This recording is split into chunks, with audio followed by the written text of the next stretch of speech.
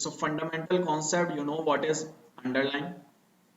So first of all, before you price derivative, you need to know what is the price of underlying. Because until and unless you know what is the price of underlying, you cannot estimate the benefit from movement in the price of that underlying. So that means you need to first price underlying. How do you price underlying? Any underlying has a price or value of which is equal to present value of its future value or future cash flows. So what is the future value? For example, estimated future price. What is the present value? Present value of this underlying will be this future value discounted at a particular rate. What is this rate? This rate will have a risk-free rate component and will have a risk premium component. Why? Because this underlying has some risk associated with it. So remember, here we are not talking about derivative pricing. First we are talking about pricing of the asset or underlying. Now there can be some benefit, there can be some cost of holding the asset, there can be some cost of this asset, so that cost needs to be subtracted. There can be some benefit of holding this asset, that benefits is added. This is pricing the underlying, not the derivative. When I price the derivative, then key differences will be that instead of taking a risk premium, I will take only the risk-free rate. So in denominator, I will have 1 plus risk-free rate. Instead of subtracting cost, I will add cost because I am not bearing it. So I will need to pay for it. Instead of adding benefit, I will subtract benefit. So remember this difference. When you price underlying, subtract cost, add benefit, use risk premium in the discount rate. When you price derivative, use risk-free rate, add cost, subtract benefit. Now first step, as we discussed, is pricing underlying. How do you price underlying? In order to price underlying, key steps are that you form return expectation, that what will be the return in future. Then you discount it back. In order to discount back, you find out required rate of return. Then in order to find out required rate of return, you need to have some risk premium. In order to find out that risk premium, you need to know the risk aversion of the investor, that how risk averse is investor. And once you know this, then you calculate the present value, and that becomes the price of the risky asset. This is for valuation of this underlying. When I perform valuation of derivative, there is no risk aversion of investor. Why? Because I assume that investor is risk neutral. Required rate of return is risk free rate, and by price it assuming as risk free. Any problem so far? Cost of storage we have discussed. Opportunity cost you already know, we have discussed earlier. What is convenience yield?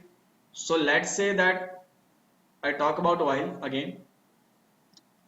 So oil is something which you will need for use or for maybe production or for whatever. So let's say that you enter into so you have two options. Either you buy it today. If you buy it today, you will have a storage cost. If you enter into a forward contract, there is no storage cost. But if you buy today, you will have ease of access or convenience. That is, for example, when you need it, you can immediately get it. You wouldn't depend on market supply and demand condition. Even if supply is low in market, you have it with you, you can use it. But in this case, it will largely depend on demand and supply conditions. That means there is a loss of convenience. If let's say contract ends, now you want the oil, but the counterparty is saying that take cash from me because oil is not available in the market. So you have lost the convenience. You will still have monetary gain, but you cannot use that commodity. Why? Because you do not have it with you. You will have gain in terms of cash, but when you go to market to buy oil from that cash, you will not be able to buy it. That is loss of convenience. So that loss of benefit, that's benefit of holding the asset, that non-monetary benefit of holding the asset is known as convenience yield. That is, if you physically have it, there is some non-monetary benefit which you have, that is convenience yield. This might not be there in financial assets, but this will be there in commodities or physical assets. And the net effect of cost and benefits is known as cost of carry. That is cost of carrying the asset. Which of the following does not affect spot price of an asset that has no interim cost or benefit? What is a spot price? A spot price is the price in the market. How do you calculate a spot price? You have future expectations, you discount them back to present, you subtract cost, add benefit. This is how you calculate spot price. That means all these factors would impact spot price. Time value of money will impact it. Why? Because you are discounting it back. Risk aversion of investor would impact it. Why? Because this rate has a risk-free rate and a risk premium. This is not derivative, this is an asset. Price recently paid by investor. This does not come in the equation anywhere. So whatever investors have recently paid does not matter. Your price is based on future, not what has happened in the past. So C is your answer. Which of the following does not represent benefit of holding an asset? Convenience yield is a benefit. Optimistic dividends is a benefit. Optimistic outlook is not a benefit. That is the outlook for future. It is not some benefit which you are driving out of it. Principle of arbitrage, we have discussed arbitrage, opportunity, law of one price, arbitrage and derivative. So this is just the concept which tells you that if you have a position in underlying and opposite position in derivative, that will give you the risk-free rate of return. So for example, if I buy an asset, so before we go into it, so we discussed that difference between forward contract and spot trade is that forward price is equal to spot into 1 plus r to the power t. That means only difference between these two is time value of money. So if I, let's say, buy this, and if I sell this, take a buy position in here, sell position here, then that shouldn't give me any return or any loss or any gain. Why? Because buying it and these two are same instrument. So buying it here, selling it here will be same trade, will cancel out each other. Only difference will be time value of money. That means if I take a position in asset and take an opposite position in derivative, then that transaction will not give me any gain or loss. That will only give me risk-free rate of return, which is the time value of money. So this is what this tells you, that if you have a position in underlying and you also have an opposite position in derivative, let's say for example, if you bought it, you have a short position here, then eventually you will end up earning only risk-free return, because any other thing will be cancelled out between these two. So asset plus derivative gives you risk-free rate or risk-free asset. Asset minus risk-free asset will give you a short derivative, or derivative minus risk-free asset will give you a short asset. Just illustration of that concept. We discussed that investor is assumed to be risk neutral, and so pricing is known as risk neutral pricing, rate is risk-free rate. Limits to arbitrage, we discussed that arbitrage happens when there are different prices in two different markets, for example A and B.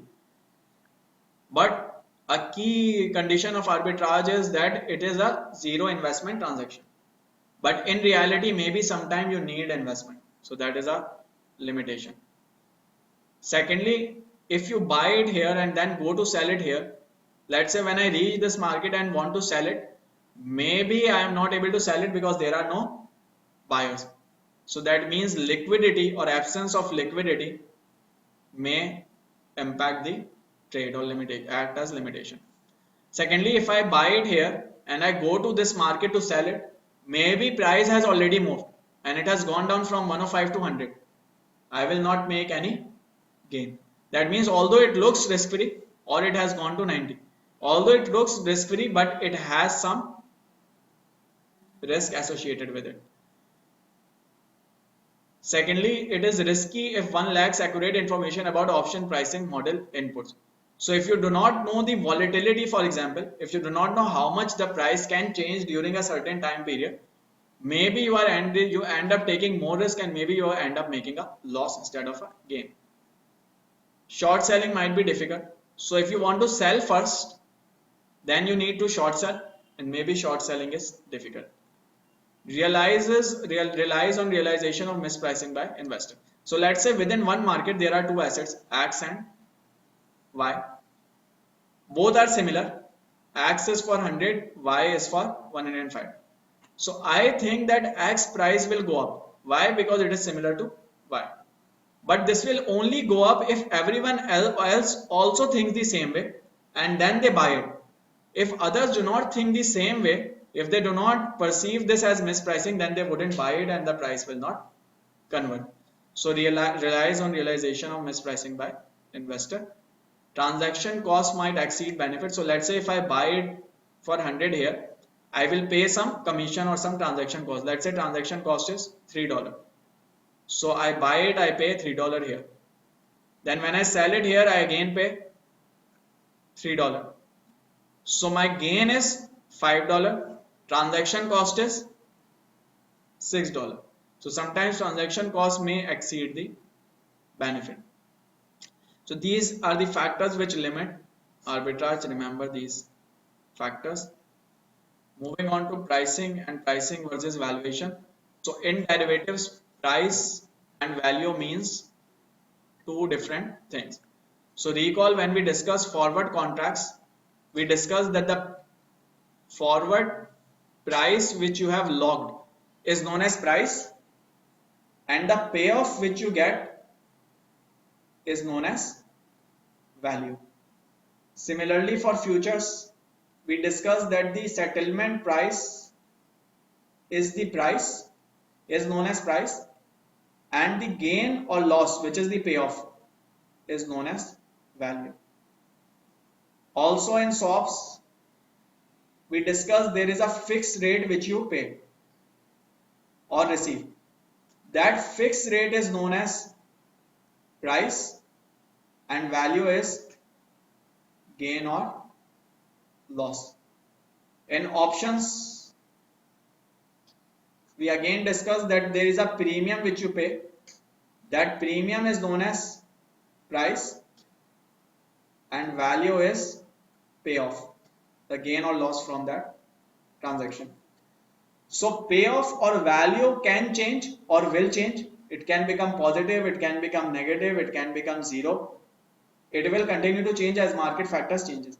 But price is something which has been locked. It will not change. Settlement price for a particular day will be 1. Forward price for a particular contract will be 1. Fixed rate will be a fixed rate, not changing. Premium will be once paid, will not be received or reimbursed or anything. So that is the difference between price and value in derivative. So remember, price is fixed, value will keep on changing. And value at the start will be 0 for forward commitment. Which of the following best describes an arbitrage opportunity? It is an opportunity to earn a risk premium, buy an asset at less than fundamental value, not necessarily less than, it can be greater than fundamental value but different from other market. Make a profit with no risk, no capital invested. What most likely happens when an arbitrage opportunity exists? Investors trade quickly, correct, and prices adjust to eliminate opportunity. Which of the following best describes how derivatives are priced? A hedge portfolio approach is used that eliminates arbitrage opportunities.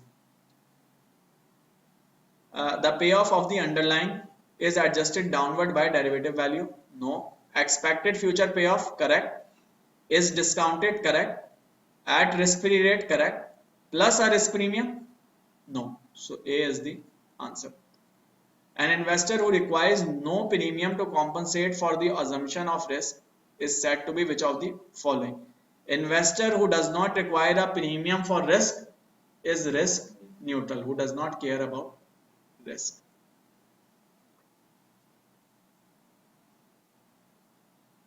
Any problem, question so far? So what is the price of forward contract? We discussed it earlier, this formula 1 plus R to the power T. If there are any benefit or cost, you add cost and subtract benefit. What is value? We discussed earlier that value of forward contract is S minus F for long position, and for short it will be negative of this value.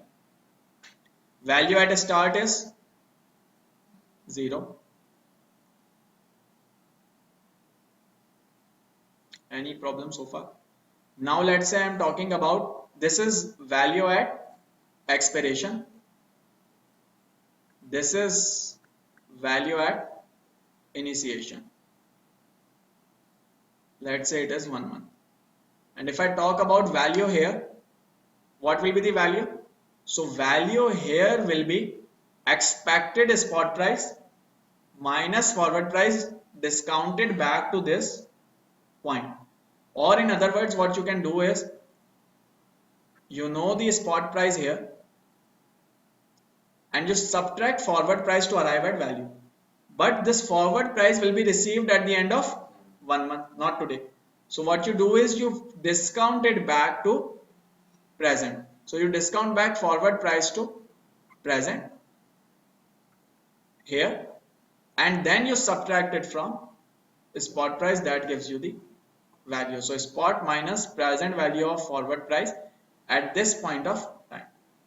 Let's say there are also benefit or there are also cost associated with it. So what do? Subtract benefit at cost.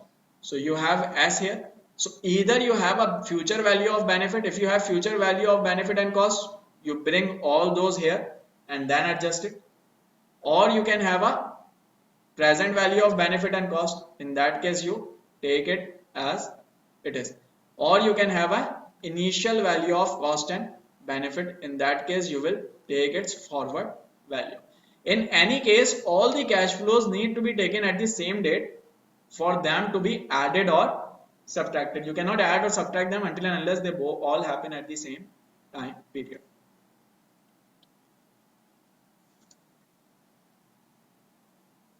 Any problem so far?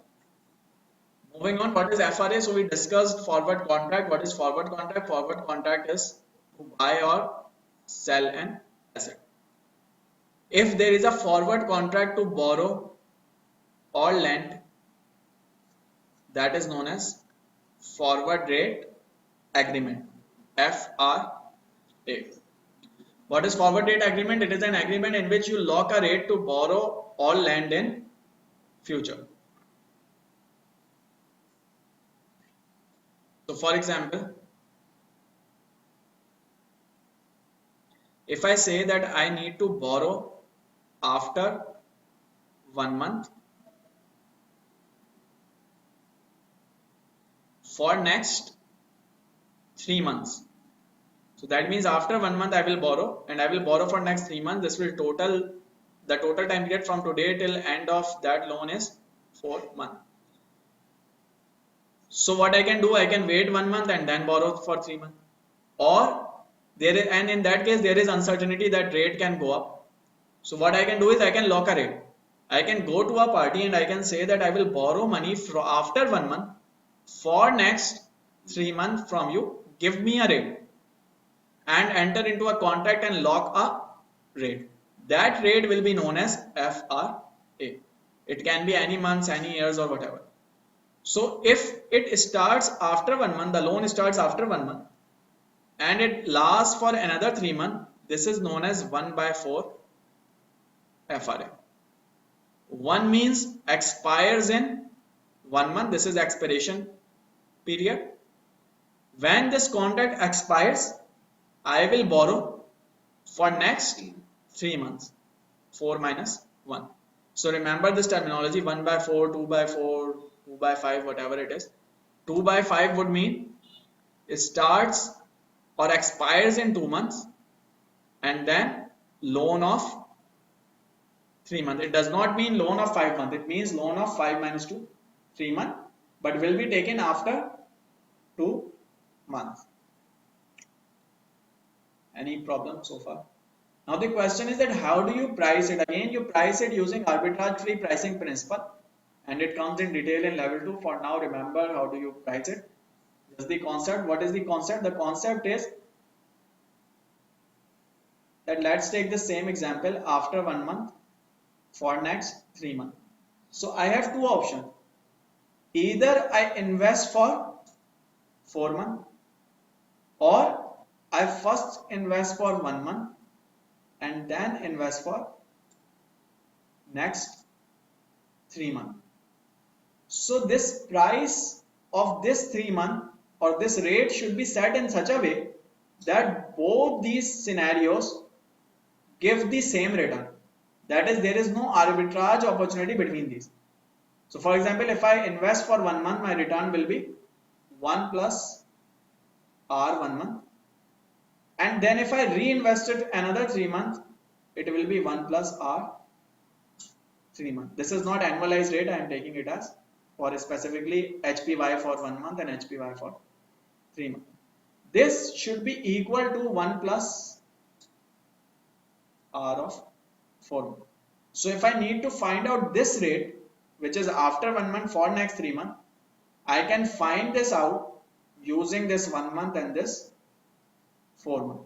So if I have this, I can plug this in and I can find out this rate, which is for period after 1 month for next 3 months. This is arbitrage free pricing. Any problem so far? And this is the same, that this is real FRA, this is synthetic FRA. Real FRA, you waited 30 days and then you long the FRA contract, or FRA on 90-day LIBOR. Synthetic FRA, instead of for 90 day,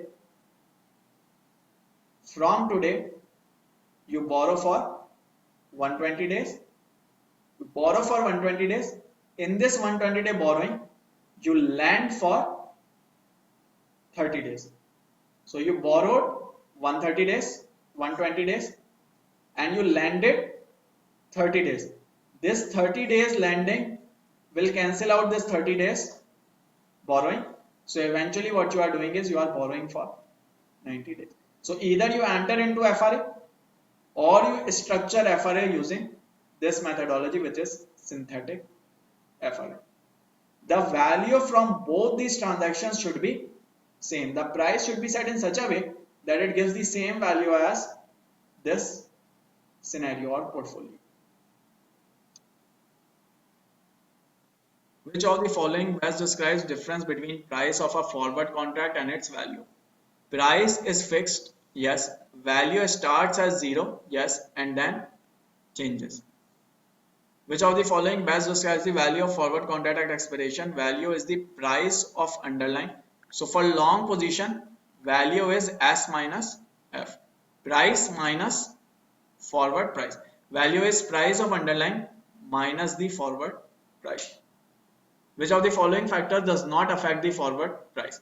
So calculation of forward price include S into 1 plus R to the power T, and then you add future value of cost, subtract future value of benefit.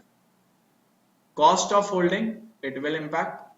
Dividends, it will impact. whether investor is risk averse, risk neutral or whatever, it will not impact, because no matter what the investor is, your assumption is he is risk neutral. Which of the following best describes forward rate of an FRA? Spot rate implied by term structure, forward rate. So for FRA is not a spot rate, it is the rate for future, forward rate. Forward rate implied by term structure. Any problem, future? That is for forward. Moving on to futures, we have discussed it earlier already. That is, if let's say you have your settlement price goes up. So let's say initial settlement price was 100. If it goes down, long position will lose out and short position will gain. So let's say this is long and this is short. If it goes up from 99 to 103, long will gain, short will lose. So if price goes down, long loses, short wins. If price goes up, long wins, short loses. So this is how it will be settled daily. And if I take sum of daily settlement -1 + 4, it will be 3. This is net benefit. After settlement, value will turn 0. Any problem so far? This is something which you need to remember and memorize. So, and how do they arrive at it? So let's go back. Forwards and futures. What is the difference between forward and future? Key differences: mark to market settlement in futures. If it is mark to market, that means gains or losses are credited or debited on the daily basis. It means time value of money in both of these will be different, because if you are gaining, you are receiving it earlier. If you are losing, you are losing it earlier. So time value of money within these two will be different. So remember, if interest rates are constant, or if interest rates are uncorrelated with futures prices. In this case, change in interest rate will not change the futures price, and interest rate will not change. Why? Because they are constant. If they are uncorrelated either, or if they are constant, in these cases forward and futures will give you same returns and both will have same price, because time value of money is not being impacted. But if interest rates are correlated with futures prices, then a change in interest rate can make either futures more desirable or forward more desirable. Both will give different types of return. So if interest rate are correlated, and then if interest rate changes. Now question is, when would happen, what would happen, which instrument will be more desirable when? So if we talk about interest rates being correlated, they can either be positively correlated or they can be negatively correlated. Positively correlated means if interest rate goes up, future prices go up. If futures prices go up, this is a benefit to long position. Long position is benefiting, and if long position benefits, what is the, it benefits in futures as well as in forward. Both will go up, but in future it will receive cash flow sooner. In forward it will receive cash flow later. So if interest rates are correlated, then if rate goes up, long position will receive cash flow sooner. If it receives cash flow sooner, when what does it do with cash flow? Obviously when it receives it, it reinvests. At what rate will it reinvest? It will reinvest at a higher rate. Why? Because interest rates have gone up. So that means if interest rates are positively correlated with futures prices and they are changing, then it is more desirable to have futures contract. On the other hand, if they are negatively correlated, then if interest rate goes up, futures price goes down. There are losses. These losses will happen sooner in future and later in forward contract. When you have loss sooner, you will have to refinance it by borrowing money. When you go to borrow, you receive a high rate because interest rates are going up. So you will have to borrow in those times when rates are higher. In this case, forward is more desirable. So if interest rates are positively correlated with the futures prices and they are changing, then futures prices are more futures are more desirable. If they are positively correlated, if they are negatively correlated with futures prices and they are changing, then forwards are more desirable. So remember this fact.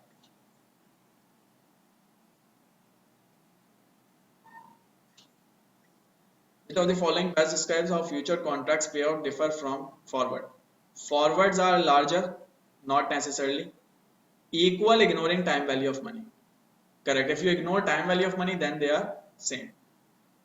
Which of the following conditions will not make futures and forwards price equivalent? Price will be equivalent if they are either uncorrelated or they are constant.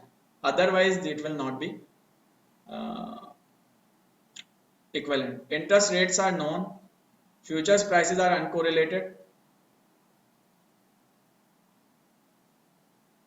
Which of the following conditions will not make? Okay, not make. This will make the volatility of forward price is different from futures price. This will not make both price equivalent because if volatility is different, that means risk is different. If risk is different, payoffs will be different. C is your answer.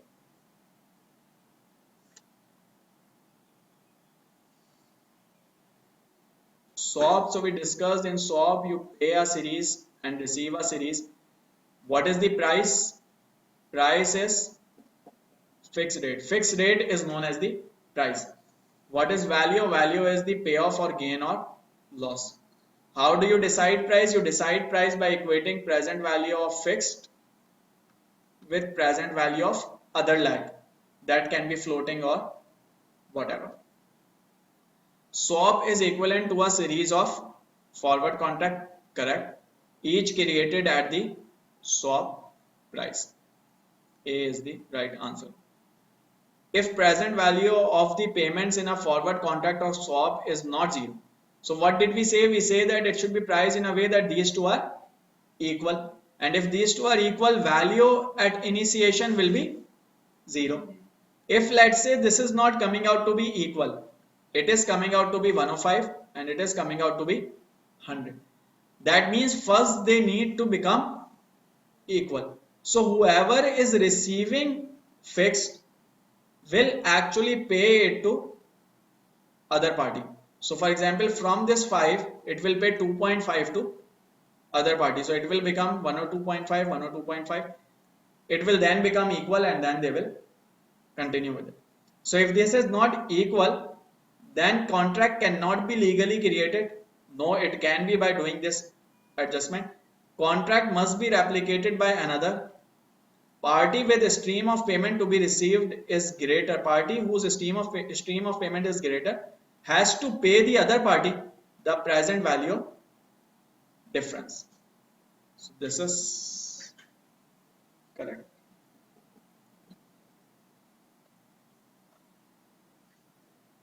Options and options we discussed. We have calls, we have puts, we discussed there are European, there are American. So remember, capital letter for American, small letter for European. We discussed payoff, that for call option payoff is either s minus x or 0. We discussed for put option payoff is x minus s or 0, and for short position it will be opposite of this. We also discussed that option premium, this means option premium, this symbol is option premium, will be the same as payoff or will be the same as present value of payoff. This table is very important to note. So remember that if underlying price goes up, call option value goes up. Why? Because value is s minus x. If this s goes up, value goes up. If time to end, it is inverse for put value, that is if it goes up, put option value goes down, because for it is x minus s. If time to expiration goes up, no matter if you have call or put, value goes up. Why? Because there are more chances of option falling into the money. If risk-free rate goes up, call goes up, put goes down.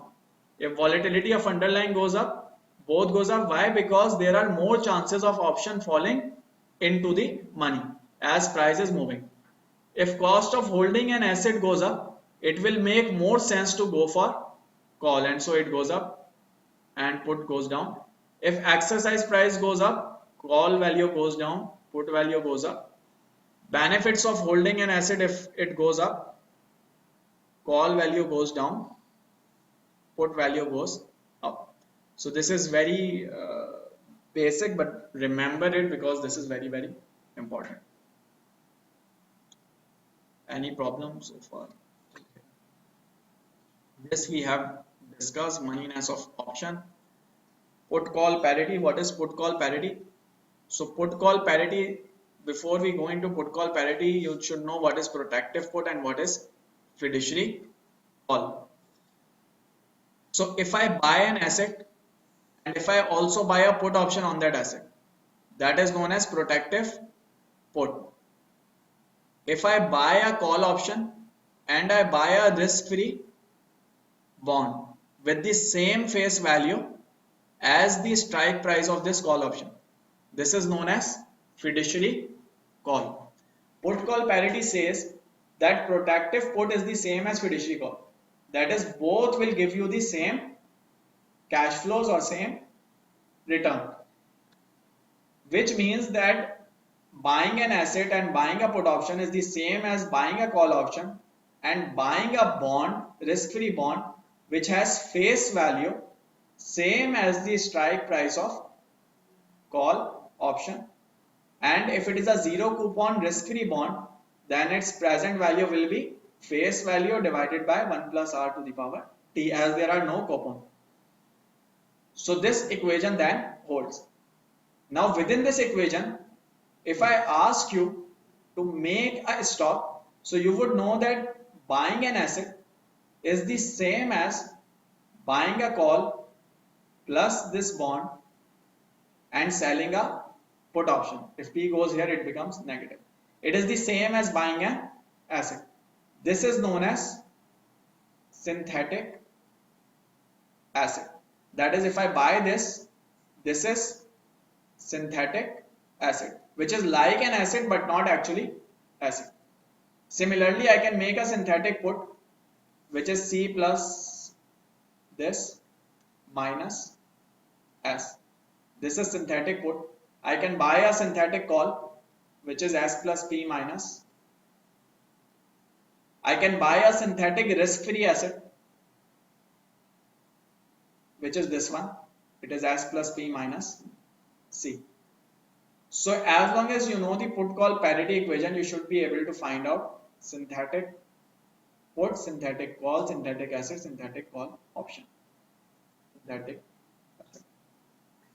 Now these are some tables which you can go through. This just tells you that what are the scenario based outcome. So for example, if put expires in the money, which is if S is less than X, what will be the payoff from asset, what will be the payoff from put, what is the total payoff, what is the payoff from call, what is the payoff from bond, what is the total payoff. So this just tells you in different scenarios what is the payoff. You know how to calculate payoff from asset, you know how to calculate payoff from bond, You know how to calculate payoff from call and put, so you can work out all these payoffs. So this just tells you different pairs of. This is just what we discussed on previous slide. That is, buying an asset is same as uh, sorry, these are cash flows. So again, if you buy an asset, you are spending a cash flow. If you buy a put, you are spending put option and so on.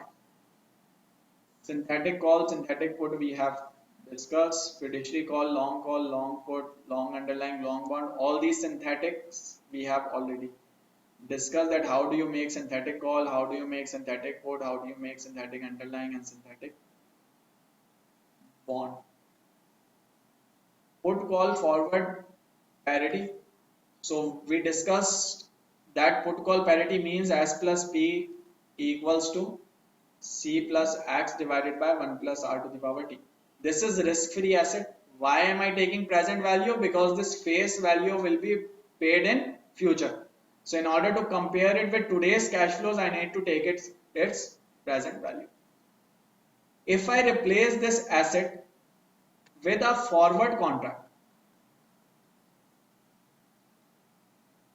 then this will be known as put call forward parity. In this case, forward price will be paid on expiration. That means it is a price of future. So in order for this equation to hold, I need to calculate its present value. This is known as put call forward parity. And then you can work out the payoffs. Shouldn't be a problem. Any problem so far up till here? So this is put call.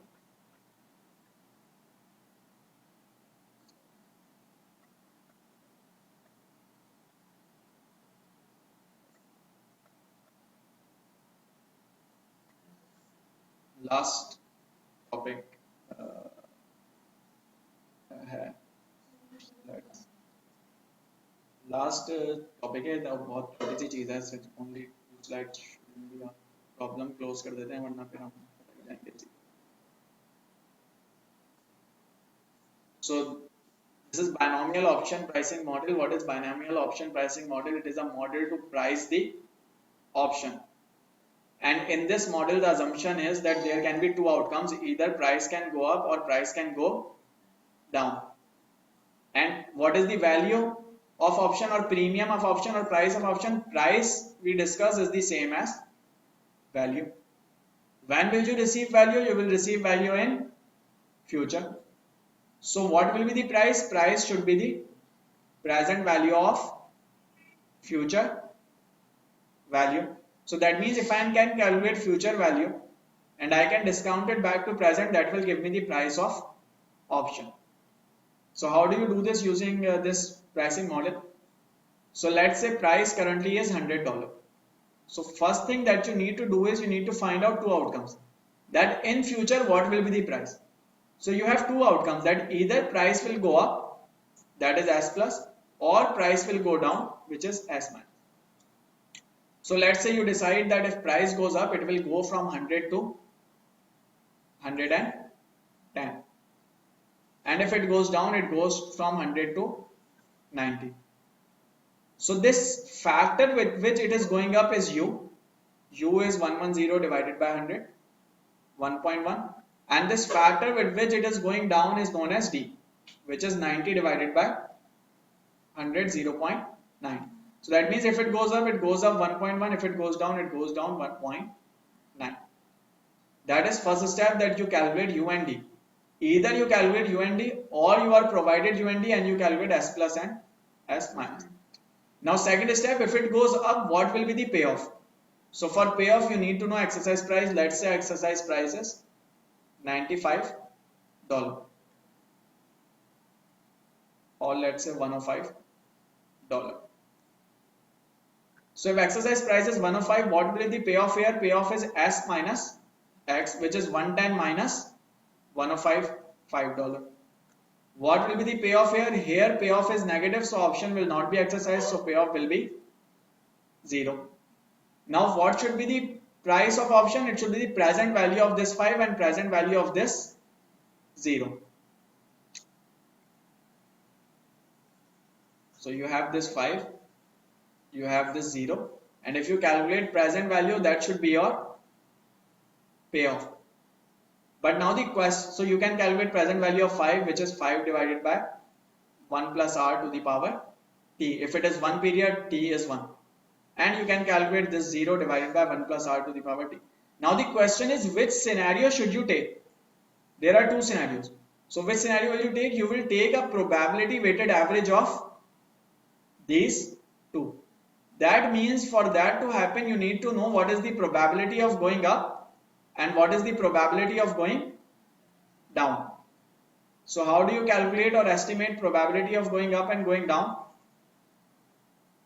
This is the formula which you use.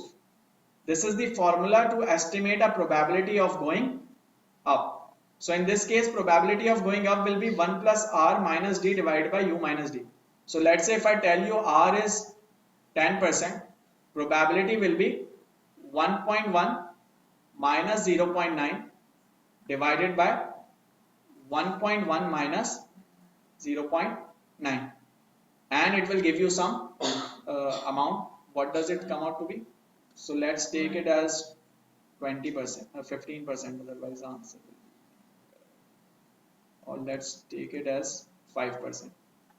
So 1.05 minus 0.9 divided by 1.1 minus 0.9. This is 0.15 divided by 0.2. So what's the answer? It should be something around 75%. So probability of going up is 75%. If probability of going up is 75%, probability of going down will be 25%. Why? Because total probability is 1. So it will be 1 minus 75%. So now what you will do, you will discount 5 to present, 1.05, and multiply it by the probability. Plus you will discount 0 to present and multiply it by the probability. And when you add them up, this will give you the probability weighted average, which is the call option premium or value. So simply what you do is you calculate price here, you calculate price here, you calculate payoff here, you calculate payoff here, then you calculate present value of these payoffs and that present value of these payoff, and then you multiply it by the respective probabilities, and that gives you the value of the option. If it is a call option, that's how you do it. If it is a put option, you again do it the same way, only difference is payoff calculation will be different. Here payoff will be x minus s and x minus s.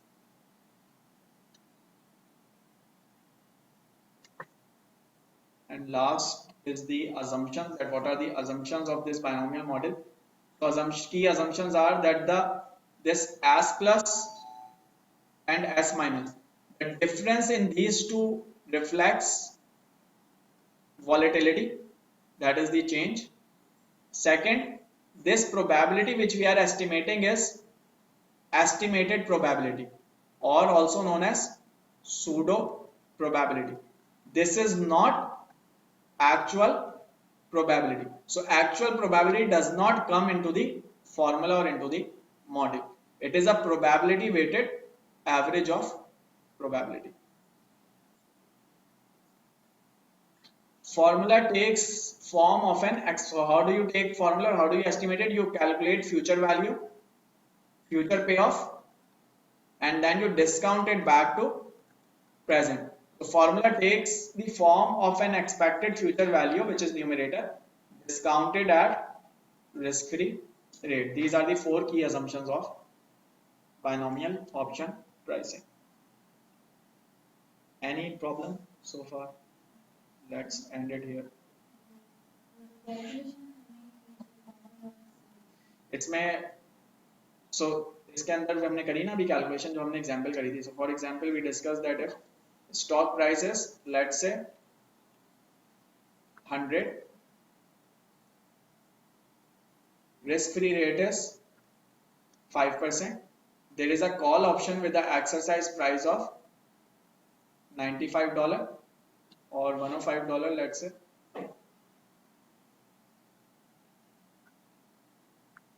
And time to expiration is 1 year, and current price is 100, and your, let's say, U is 1.1, D is 0.9. So first step, what is the price today? 100. Second step, what will be the price if it goes up? It will be 1.1 into 100.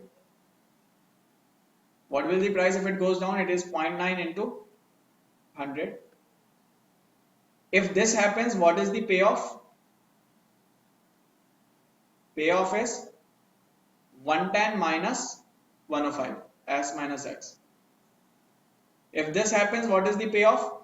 90 minus 105. 90 minus 105 is minus 10. Minus 10 means option will not be exercised because payoff can never be negative. So payoff is 0. Now what do? You discount it back to present. So discounting back to present would give you present value. Present value will be 5 divided by 1.05. Here present value will be 0 divided by 1.05. Then you multiply it with the respective probability. So what is the probability of going up? Probability of going up is this: 1 plus R minus D divided by U minus D. So that means probability of going up is 1.05 minus 0.9 divided by 1.1 minus 0.9, which is 0.75. This is 75%. If this is 75%, this will be 25%. So this present value multiplied by probability, this present value multiplied by probability. This will give you the sum of these two will be the option premium. You will get something here. It will be 0. When you add them, that will be the call option premium. Similarly, you can do for put. Only difference is when you calculate payoff, it will not be 5, it will be X minus S. 0 here and 10 here. This is how you calculate it. These are the steps to calculate. Let's end it here.